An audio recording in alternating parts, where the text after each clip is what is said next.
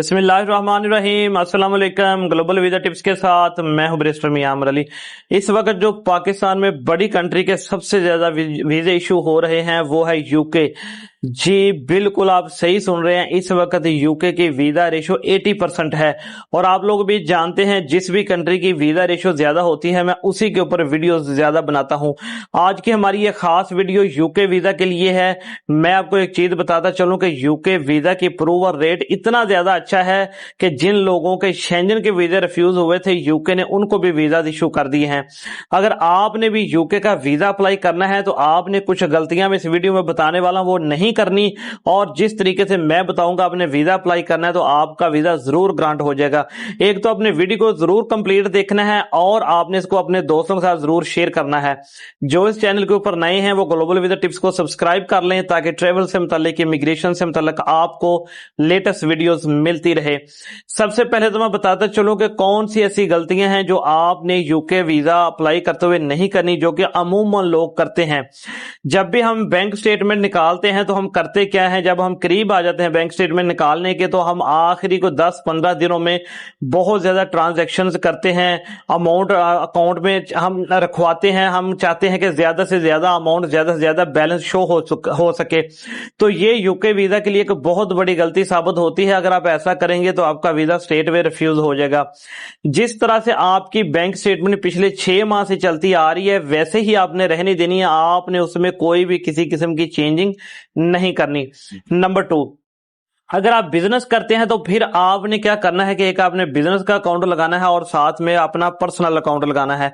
लेकिन अगर आपका बिजनेस अकाउंट नहीं है, पर्सनल अकाउंट है, तो फिर आपने एक साथ में एफिडेविट लगाना है जिसमें आपने पूरा एक्सप्लेन करना है कि आप अपनी बिजनेस की ट्रांजैक्शन भी अपने पर्सनल अकाउंट से करते हैं। अगर आप सैलरी पर्सन हैं तो फिर डेफिनेटली आपने 6 मंथ की सैलरी स्लिप लगानी है, साथ में अपने एनओसी लगाना है, कंपनी का एम्प्लॉयमेंट लेटर लगाना है, तभी वो आपकी जो सैलरी स्लिप है और जो बैंक स्टेटमेंट वो एक्सेप्टेबल होगी। एक चीज मैं और आपको बताता चलूं कि जब हम यूके वीजा ऑनलाइन अप्लाई करते हैं उसमें एक दो सिर्फ ट्रिकी सवालात आते हैं जिनकी बेस के ऊपर वीजा होता है और उसी बेस के ऊपर आपका वीजा रिफ्यूज भी होता है।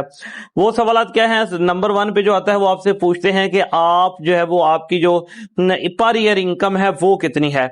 नंबर 2 पे पूछते हैं कि आपका जो पर मंथ एक्सपेंस है उसकी एवरेज क्या है। और नंबर 3 पर आपसे वो पूछते हैं कि आप यूके में कितनी अमाउंट जो है वो खर्च करेंगे। ये 3 सवाल जो हैं वो पूरे, ये 3 क्वेश्चंस जो हैं वो पूरे फॉर्म में सबसे ज्यादा इंपॉर्टेंट समझे जाते हैं और इसी की बेस के ऊपर आपका वीजा डिपेंड करता है। मेरे लोगों को वीडियो पसंद भी इसलिए आती है कि मैं जो मेन चीज होती है वही बता देता हूं, मैं घुमा फिरा के बात नहीं करता। तो अगर आप ये चीजें दुरुस्त कर लें तो आपका वीजा 100% है। और आजकल जैसा कि मैंने बताया उनकी वीजा रेशो 80% जा रही है।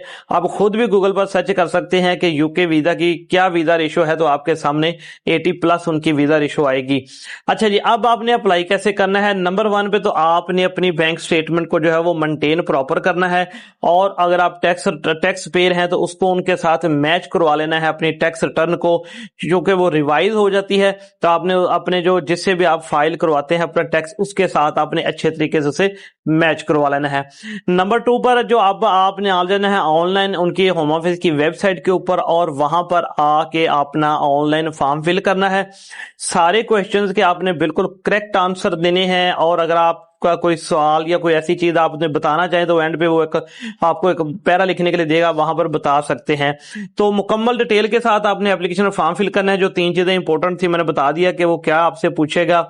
इसके अलावा अगर आपकी कोई ट्रेवल हिस्ट्री है तो वो भी आप उसमें लिख सकते हैं। अगर ट्रेवल हिस्ट्री नहीं है तो फ्रेश के ऊपर भी जो वीजा है यूके का वो मिलना बहुत ज्यादा आसान है, क्योंकि फ्रेश पासपोर्ट के ऊपर उनके बहुत ज्यादा वीजा लगते हैं। 6 मंथ की जो उनकी फीस है वीजा वो है 110 पाउंड है। 6 मंथ का वीजा है, 2 ईयर का है और 5 ईयर का वीजा आप अप्लाई कर सकते हैं। ये आप अगर फर्स्ट टाइम कर रहे हैं तो फिर आपको 6 मंथ का ही करना चाहिए।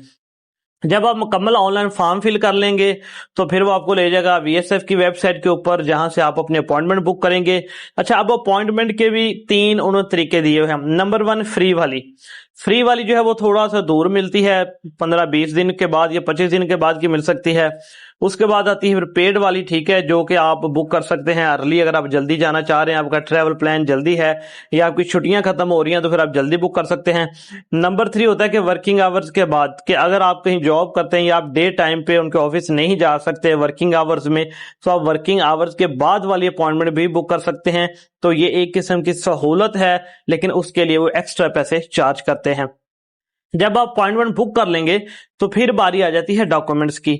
अब इसमें भी 2 ऑप्शंस वो देता है कि नंबर 1 पे आप जो है वो डॉक्यूमेंट्स पीडीएफ बनाकर खुद ही ऑनलाइन अपलोड कर सकते हैं, और अगर आप नहीं करना चाह रहे तो फिर आप अपने डॉक्यूमेंट साथ ले जाइएगा। जब आपने बायोमेट्रिक के लिए जाना है वीएसएफ में, तो वहां पर वो आपके डॉक्यूमेंट स्कैन कर लेंगे, लेकिन उसके लिए भी एक्स्ट्रा फीस लगेगी।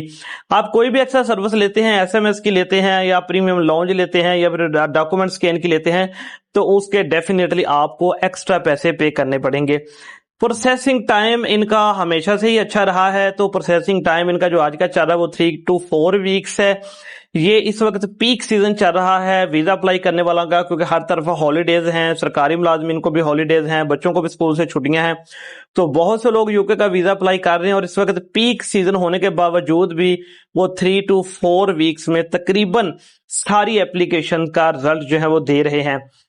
एक और जो अच्छी बात मैं समझता हूं यूके की वो ये है कि अगर आपका डिसीजन जो है वो नेगेटिव आ जाता है और आप समझते हैं कि जो वीजा ऑफिसर ने मेरा डिसीजन दिया है वीजे के मुताबिक वो बिल्कुल गलत है, तो फिर आप उनके प्री एक्शन प्रोटोकॉल में चले जाते हैं। और हमने देखा है कि अगर इस तरह का कोई डिसीजन हो, जो चीज आपने लिखी है उसके अगेंस्ट उन्होंने फैसला दिया लेकिन आप अपनी जगह पर राइट हैं, तो वो फ्री एक्शन प्रोटोकॉल में 100% जो है वो आपका वीजा अप्रूवल की तरफ चला जाता है।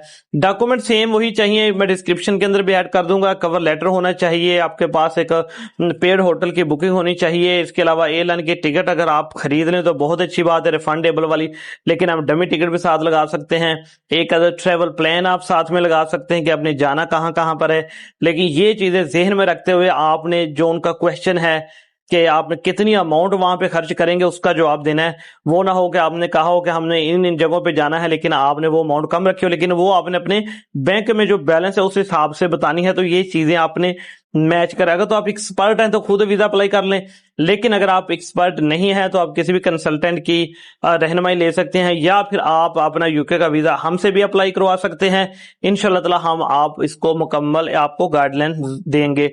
उम्मीद करता हूं आज की ये वीडियो जो कि बहुत खास है आपको पसंद आई होगी। इसको आपने लाइक जरूर करना है और अपने दोस्तों के साथ शेयर करना है। इंशाल्लाह इस तरह की मजीद वीडियो के साथ मैं फिर आपकी खिदमत में हाजिर होऊंगा। अल्लाह हाफिज।